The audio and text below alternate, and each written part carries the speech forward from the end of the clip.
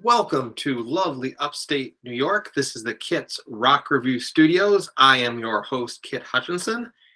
And I don't know if you saw on Kit's Rock Review a few days ago, I posted a link because American Songwriter had an article about what they call 5 Allman Brothers Band deep cuts that you should be listening to right now. And I, being an Allman Brothers Band fan, as you can see, I got the Government Mule poster up here, the Tedeschi Trucks poster here, and I'm even wearing a Tedeschi Truck shirt right now. I posted that. But after reading it, I had a few problems with their deep cuts for the Allman Brothers. Well, and I had 3 main problems. Number one, they had the song called Leavin' on there, which is an Allman Brothers deep cut. But they said it was from the album called Brothers of the Band. And of course, the Allman Brothers never had an album called Brothers of the Band. They did have an album called Brothers of the Road. And I think if you're doing research and putting stuff out on the internet, you probably should be a little accurate and make sure you got the right names of the albums out there. The second problem I had with that list of deep cuts is it wasn't representative of the entire band's career. And in fact, it didn't have anything from the Warren Haynes or Derek Trucks era of the band, which obviously, Trucks and Warren Haynes being in Government Mule, I find kind of important. And the third problem, the major problem I had with that list, is it had the song Dreams from the Allman Brothers Band debut album as a deep cut. There is no way that Dreams is a deep cut. It's on a bunch of their greatest hits albums, on a bunch of compilations. It's one of the songs when they play live, everybody knows. So, anyway, this weekend at the end of October are 2 significant events in Allman Brothers Band history happened this weekend. First off, October 29th is the 51st anniversary of the death of Duane Allman. So that ended the original era of the Allman Brothers. And also, October 28th and 29th in 2014, it's the anniversary of the final Allman Brothers Band concert, which took place in New York City at the Beacon Theater. And of course, being the fan that I am, I have a copy of that that the band put out. I think you can still get this. I think actually they're still selling this. You got to go to their website to buy it. But the reason I say the 28th and 29th is the concert began on the 28th, but they played for so long, it was the 29th by the time the concert ended. So because of those 2 significant events and the fact that American Songwriter website published sort of an inaccurate, what I call 5 deep cuts by the Allman Brothers Band, I decided that I'm going to, Kit's Rock Review is going to have its own 5 deep cuts of the Allman Brothers Band that you should be listening to. And I have some criteria that I did. First off, it has to be a deep cut. So that means it can't be on a greatest hits album because a deep cut by its very nature is not a greatest hits. So none of the songs on A Decade of Hits, which is their 70s greatest hits album, can be on my deep cuts list. Also, none of the songs on this album, and I'm never quite sure how to pronounce this, Mycology and Anthology, which is their 80s and 90s greatest hits album, none of the songs on this can be considered deep cut because this is their 2nd greatest hits album. And also, so for my list, they can't be on those 2 albums because they're greatest hits albums. Deep cuts can't be on a greatest hits album. The other is I have to have songs that represent the entire career of the band, not just one era, not just the Duane era, not just the Brothers and Sisters era, not just the Arista Years era, not just the Warren Haynes, Derek Trucks era. So that is my criteria for the list. So I have a presentation. Let me see if I can get it up for you guys. There we go.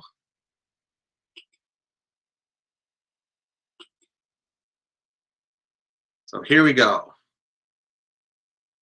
Ready, everybody? 5 real Allman Brothers Band deep cuts on Kit's Rock Review. So when you look at that on the screen, let's get started. And we're going to start with a song called Don't Keep Me Wondering from Idlewild South. This is by the original lineup of the band. It's from their band's 2nd album, which unfortunately was their last studio album with Duane Allman. This track is famous because it begins with guitar feedback. The lyrics, pretty simple lyrics for the song. It's about written by Greg. It's about a guy wondering if his girlfriend is being faithful. I mean, this is how it starts right here. Well, tell me about the car I saw parked outside your door. Tell me what you left. Tell me what you left me waiting 2 or 3 hours for. Tell me why when the phone rings, baby, you get up across the floor. Please don't keep me wondering. Okay. However, simple lyrics. Music is still Allman Brothers complex. I mean, it starts out with feedback. And it's still a concert favorite of the remaining members of the band today. In fact, this summer I saw Derek Trucks jam with Los Lobos. And what did they jam to? They jammed to Don't Keep Me Wondering. I mean, it was instantaneous. He came out on the stage, you heard that feedback, that dong, and everybody in the crowd knew it was Don't Keep Me Wondering. And by the way, if you're a young musician and you want to learn how to play Don't Keep Me Wondering, just so you know, it begins with, what did I say here, G7 chord. So, I mean, this is ukulele, not quite the same, but, and I don't have any feedback, but the G7 is what begins Don't Keep Me Wondering. So, if you learn that, you at least learn one chord from an Allman Brothers Band song. Okay, our second cut, deep cut, comes from Win, Lose, or Draw. It's Can't Lose What You Never Had. Now, Win, Lose, or Draw was from the mid-'70s era of the Allman Brothers, where they added Chuck Leavell on keyboards. And that lineup only produced 2 studio albums, Brothers and Sisters and Win, Lose, or Draw. And Win, Lose, or Draw actually opens with the song Can't Lose What You Never Had. It's a Muddy Waters cover. And of course, the Allman Brothers are famous for doing covers. I mean, they did One Way Out, which was Sonny Boy Williams and Elmore James. Trouble No More, which is another Muddy Waters song. Statesboro Blues, everyone thinks it's by the Allman Brothers. In fact, it's actually a blind Willie McTell song. Even on their very last studio album, the Allman Brothers did Heart of Stone, which is a Rolling Stone song. They turned it into a bluesy Southern rock Allman Brothers song. And Can't Lose What You Never Had, the Allman Brothers extend this. I mean, the Muddy Waters version, of course, is like 2.5 minutes. Allman Brothers, when they do these covers, they extend it, they jam it out.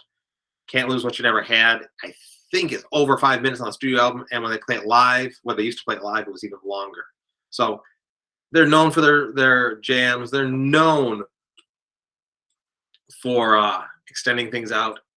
They do that with this song.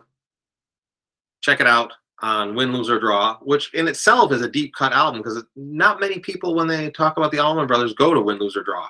Okay, so let's go on to our next deep cut number 3, and it is Pegasus from Enlightened Rogues. So in the late the Allman Brothers did break up after Win, Lose, or Draw. In the late 70s, early 80s, the 4 surviving original members, Greg Allman, Dickie Betts, Butch Trucks, and J-Mo, reunited. They got musicians from Greg Allman's solo band and from Dickie Betts' solo band to fill out the lineup. They signed to Arista Records, and they put out 3 albums when they were Arista Records. And the band themselves even says they weren't the greatest records in the world. Greg Allman, late in life, he says he didn't even own a copy of them. But if you want to look them up, they're Reach for the Sky, Brothers of the Road, American Songwriters, Brothers of the Road, not Brothers of the Band, and Enlightened Rogues, sorry. The highlight of Enlightened Rogues, the highlight of this whole era, I guess, because it's really, their heart wasn't in it when they were doing these records. The highlight of this era is Pegasus, an instrumental from Enlightened Rogues. Unfortunately, because the band didn't really like this era, didn't really keep things going, didn't even really keep up. They didn't play a lot from this era. And I never heard them play Pegasus, which was written by Dickie Betts. But it fits right in there with some of the other instrumentals they have, like Hot Lana, High Falls, In Memory of Elizabeth Reed, Don't Want You No More. It's right up there with those instrumentals. go if you don't want to find Enlightened Rogues. I'm sure you can go on some streaming site and find Pegasus play it. You'll realize the Allman Brothers Band should have played this. I would have loved to have heard it in concert at least once, but I never did. Okay, 2 more to go. Let's move on to, let's go to the All Night Train from Where It All Begins. So Allman's broke up again in the early 80s, but guess what? They reunited again. Of course they did. They reunited in 1989. This time the original members were supplemented by Warren Haynes and Alan Woody, who, by the way, would go on to form Government Mule later on. This lineup produced 3 albums, 7 Turns, Shades of Two Worlds, and Where It All Begins.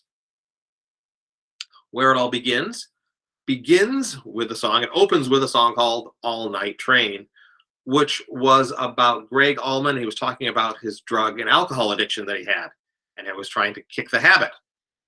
It was co-written by Warren Haynes, and former member Chuck Leavell. So here's some of the lyrics from it. Woke up late yesterday afternoon. My eyeballs feeling like 2 balloons. The doctor says things ain't never going to change. So he stopped riding that all-night train. So Greg knew he needed to clean up his act. Knew it wasn't healthy for him. Wrote this song about it. I'm not quite sure if this song helped him or not. I do know that he did kick his drug habit, but it wasn't until the 90s, the late 90s, after they were inducted to the Rock and Roll Hall of Fame, that he kicked his alcohol habit.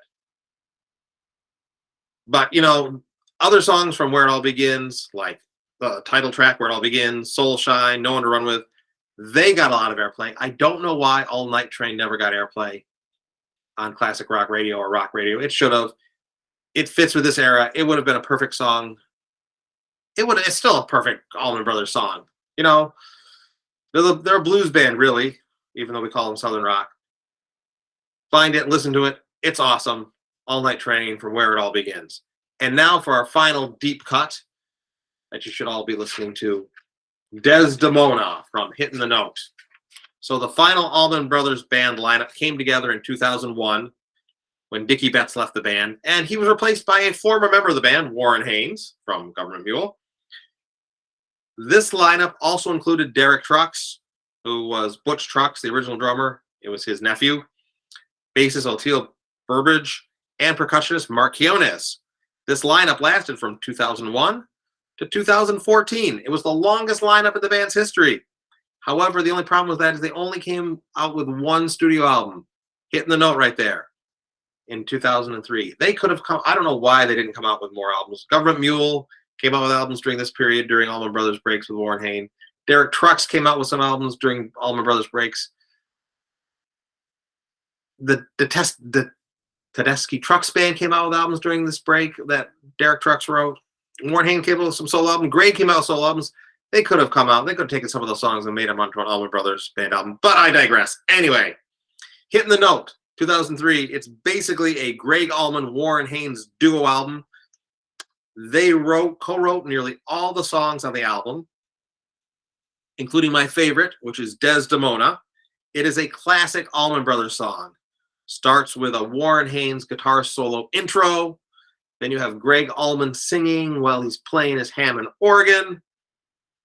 That moves actually into a Greg Allman keyboard solo where he's trading licks with Derek Trucks, who's playing his guitar. And then it's a full Derek Trucks guitar solo, followed by a Warren Haynes guitar solo.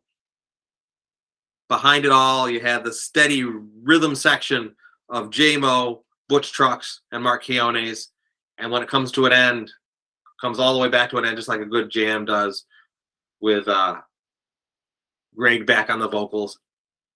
If this song had been on any other Allman Brothers album, it would have been a classic. If this had appeared on Idlewild South or Brothers and Sisters or Eat a Peach, it would have been a classic album. Unfortunately, it was on their last album, which didn't get a lot of radio play. So, you know, that's one of the crimes, I guess, of a classic rock band that stays together a long time, and they're dedicated listeners, listen to these stuff, but radio doesn't catch up with them after a while. Anyway,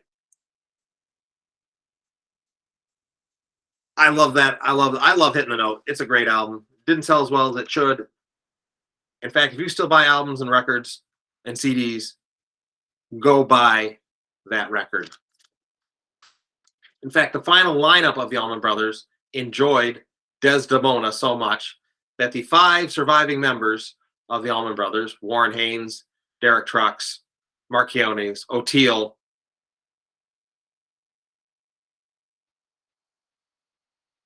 they got together in 2020 for a reunion concert. Oh, and J-Mo too, I forgot him. They got together for a reunion concert in 2020. And most of the stuff they played was from the first 5 Allman Brothers albums, but they also included Desdemona. So they still think highly of it.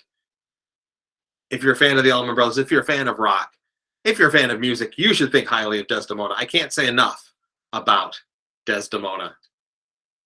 Go out and listen to it. I know it's 9 minutes long in the studio album. Live versions were on 12 to 13. It's still an awesome song. So, anyway,